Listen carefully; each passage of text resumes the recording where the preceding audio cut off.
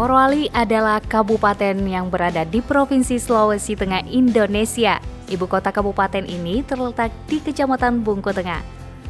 Kabupaten ini mempunyai luas 5.472 km persegi dan berpenduduk 170.415 jiwa per tanggal 30 Juni 2022 berdasarkan data Kementerian Dalam Negeri.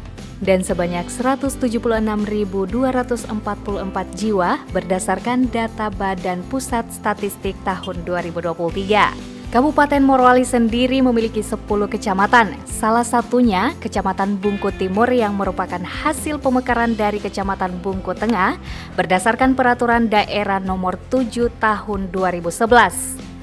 Ibu kota dan pusat pemerintahannya berada di Desa Kolono. Selain Desa Kolono, terdapat juga 9 desa lainnya yang terdapat di Kecamatan Bungku Timur, salah satunya Desa Unsongi. Nah pemirsa, kali ini saya langsung menuju ke salah satu rumah warga Desa Unsongi untuk mengintip bagaimana proses pembuatan nasi jaha, dan diketahui bahwa Desa Unsongi merupakan sentra pembuatan nasi bambu terbaik di Morowali.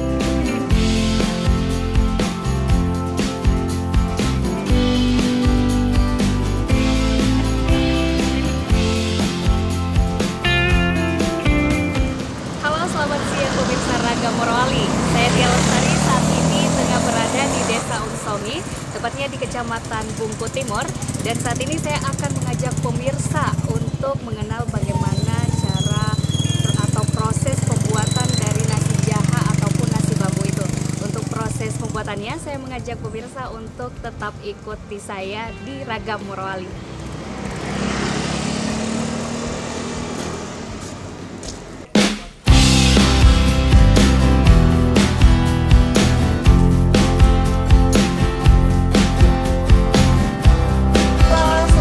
Nah, ini dia Ibu Ratna. Dia yang akan menemani saya untuk tahu bagaimana proses pembuatan nasi jaha dari awal hingga akhir. Yuk terus ikuti saya di Ragam Morowali.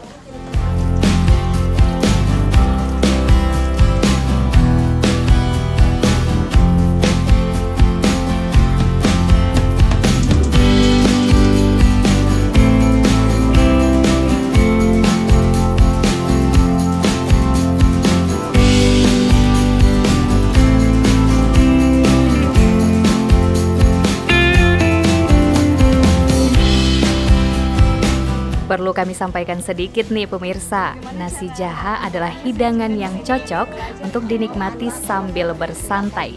Karena nasi jaha dapat dihidangkan sebagai panganan atau kue pelengkap saat minum teh atau kopi. Nyam, pasti nikmat sekali nih. Jadi dari penjelasan Ibu Ratna, bahwa bahan utama dari nasi jaha adalah beras ketan yang juga bisa dicampur dengan beras biasa.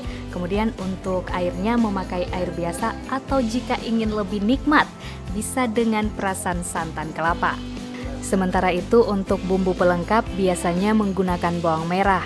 Dan adapun sebelum dimasak, beras ketan direndam terlebih dahulu dengan air selama 1 malam agar menjadi lebih lunak dan tentunya lebih cepat matang. Nasi bambu terbuat dari beras ketan dicampur, terus diisi pakai takaran pakai takaran air 1 mok, 1 takaran beras. Berarti tidak hanya, maksudnya tidak semuanya harus air, Ibu? Iya, tidak harus beras.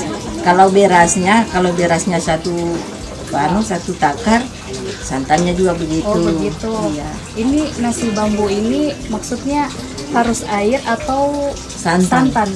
Bisa santan. Air atau bisa air, bisa santan. Oh, tapi kalau enggak mau yang makan yang baminya, air saja enggak apa. Oh, berarti tidak enak. Dari proses pembuatan nasi bambu ini harus menggunakan beras ketan ya. Ketan.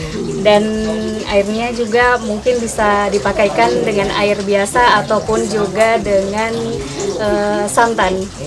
Itu kira-kira Ibu ya. Nasi jaha dimasak menggunakan wadah dari bambu yang sebelumnya diisi dengan lapisan dari gulungan daun pisang. Kemudian, beras yang sudah dicampuri bumbu lalu dimasukkan ke dalam bambu. Karena dimasaknya yang unik menggunakan wadah bambu, olehnya nasi jaha ini kerap lebih dikenal dengan sebutan nasi bambu oleh masyarakat luas. Nah pemirsa, setelah tadi kita memasukkan nasi ketan yang telah dirempa ke dalam bambu, saatnya menuju ke proses selanjutnya yaitu pembakaran. Jadi mari ikuti saya terus. Jadi pembakaran nasi jaha ini dilakukan di luar rumah ya pemirsa, karena saat proses pembakarannya, selain api yang panas, asapnya juga sangat tebal. Jadi pembakarannya dilakukan di luar rumah.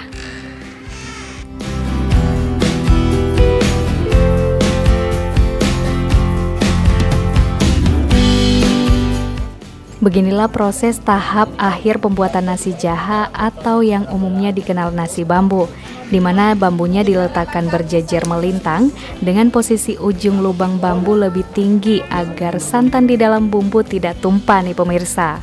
Adapun saat proses pembakaran itu memerlukan waktu sekitar 1 jam dengan kondisi bara api yang baik agar nasi jahanya matang dengan sempurna. Aduh, saat sedang asyik berbincang-bincang, tiba-tiba Ibu Ratna dikepung asap saat membakar nasi jahanya.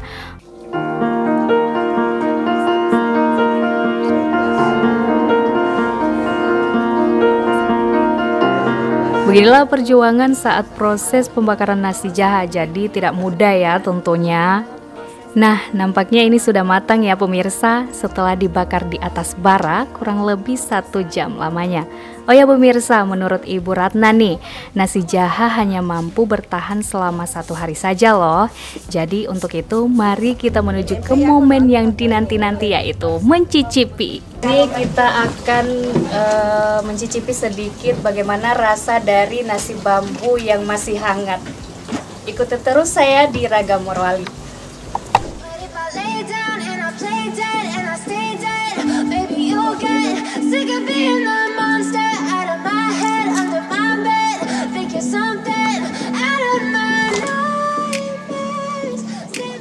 Jadi untuk menikmatinya, pertama-tama kita harus membelah bambunya menggunakan parang. Setelah bambunya dibelah, kemudian dilanjutkan dengan memotong nasi jahanya menjadi beberapa bagian. Dengan ukuran yang sama, setelah itu dapat deh dinikmati.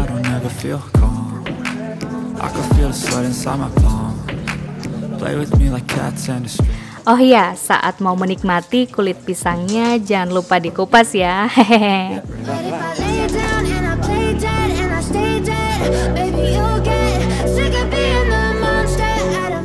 Sekedar informasi nih pemirsa, bagi masyarakat Morowali dan sekitarnya, nasi jaha bukan sekedar makanan hidangan pelengkap saat ngopi atau minum teh.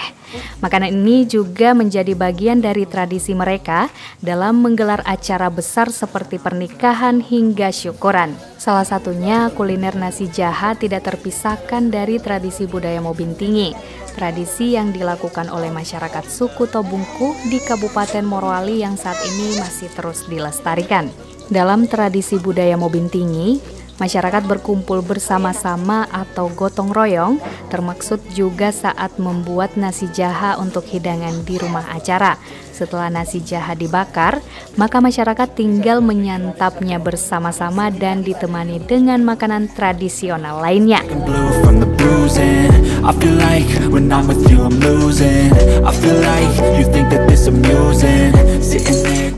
Pemirsa, tadi kita telah menyaksikan bagaimana cara atau proses pembuatan nasi jaha atau nasi bambu yang telah kami ikuti dengan Ibu Ratna. Terima kasih Ibu telah mengajarkan saya bagaimana cara dan proses pembakaran nasi bambu atau nasi jaha itu tadi. Ya pemirsa, untuk itu terus ikuti saya di Ragam Morowali. When I'm with you, I feel so useless. I feel diluted. My heart's been wounded. Bambu ini juga sering ditemui pada acara-acara masyarakat Tobungku dalam tradisi Mobintingi. Untuk itu, saya langsung menuju ke lokasi rumah salah seorang warga yang berada di Desa Tofoiso, Kecamatan Bungku Tengah. You don't ever wanna give me wings. You don't ever wanna set me free. Nah, setelah saya tiba di lokasi, untuk lebih jelasnya apa itu tradisi Mobintingi, saya akan berbincang-bincang dengan Ama Bodu untuk menjelaskan apa sih tradisi tersebut. Mobintingi, kimia tambahkan. sebelum mau bintingin ada jalannya udah mengkorok ya, karena toko kontor ira dulu ini ada mau bintingi sebenarnya begitu dulu tadi. Nah, toko kandolnya mau sudah ada pestakan dia iramu yang mau bintingi karena kinoro iramu gimana lah pengkoron adalah kok tidak begitu nanti tinggal no pengkorok aku mau bintingi sih ya kadang-kadang keluarga keluarga mau nandolino adalah kok karena ikan keluarga mana yang penting kan teleponin nandolino karena ke umi ya kinoro kita bukan dolino.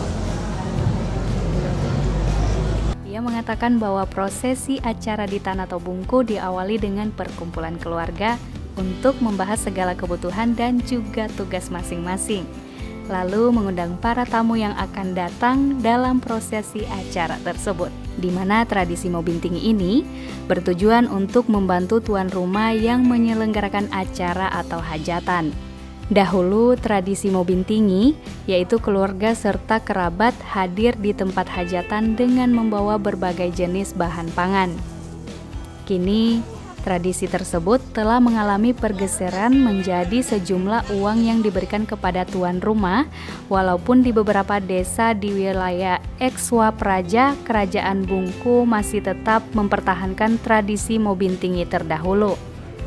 Sebaliknya, sebagai bentuk penghargaan dan rasa terima kasih, tuan rumah juga mempersiapkan kerabat atau sanak keluarga yang hadir dalam prosesi Mobintingi untuk montongo dalam artian membawa pulang kue ke rumah masing-masing.